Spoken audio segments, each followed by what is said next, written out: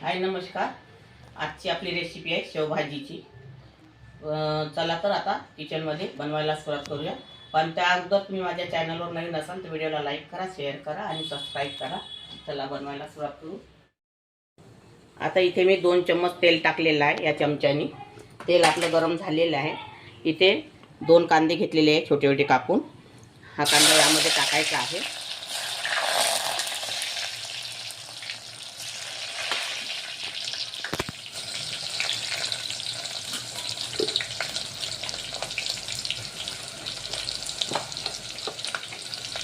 कांदा थोडा आपल्याला लालसर होऊ द्यायचा आहे।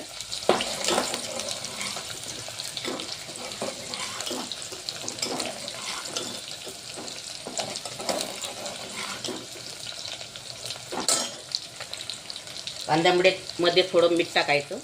कांदा लवकर होऊन येते, ही टिप तुम्ही लक्षात ठेवा। कांद्याला कलर लवकर येत असते।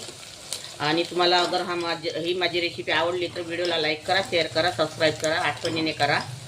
आता हा आपला कांदा होत आलेला आहे, हे बघा।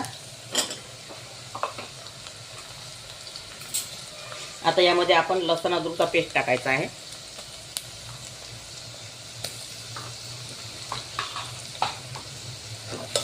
लसूण अद्रकचा पेस्ट टाकलेला आहे यामध्ये। हा पेस्ट थोडासा कच्चेपणा जाईपर्यंत आपल्याला होऊ द्यायचा आहे तेलामध्ये। आता इथे मी 1 टमाटरचा पेस्ट घेतलेला आहे करून। टमाटर कापून नाही टाकायचा, हा पेस्ट करून टाकायचा। बाकी कोणते कांद्याचा वगैरे कोणता पेस्ट नाही टाकायचा यामध्ये। आता हा टमाटरचा पेस्ट टाकलेला आहे यामध्ये।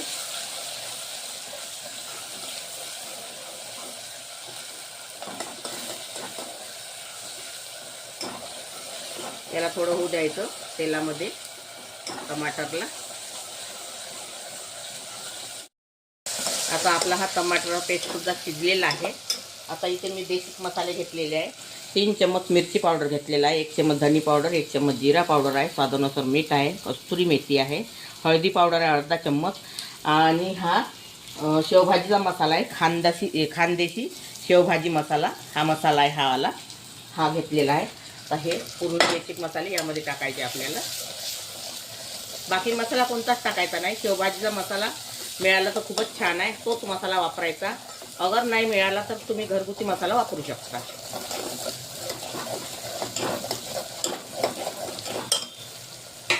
आता यामध्ये मी थोडा सांबार टाकणार आहे।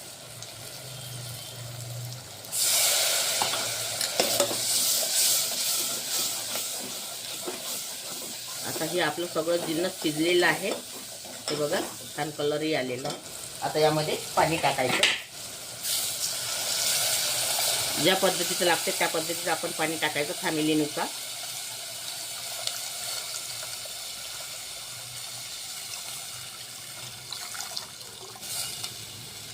आता ह्या पाण्याला आपल्याला उकळी येऊ द्यायची आहे। हे बघा आता हा आपली भाजी तयार झाली, रसा झालेला तयार। आता यामध्ये मी सांबार टाकत आहे। आता यामध्ये शेव टाकायचे नाही, कारण शेव गिल्ले होत असते। तुम्ही ज्या वेळेस जेवण करता त्यावेळेस असा रसा घ्यायचा।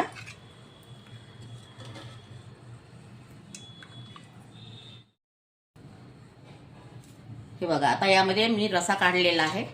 आता यामध्ये असे वरून शेव टाकायचे। शेवभाजी आपली अशी तयार झालेली आहे, हे बघा।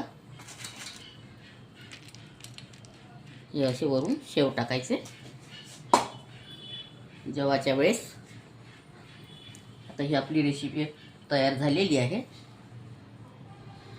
अगर तुम्हाला माझी शेवभाजीची रेसिपी आवडली असेल तर व्हिडिओला लाईक करा, शेअर करा, चॅनलला सबस्क्राईब करा आणि इंस्टाग्रामवरती जाऊन फॉलो करा। व्हिडिओ बघितल्याबद्दल धन्यवाद।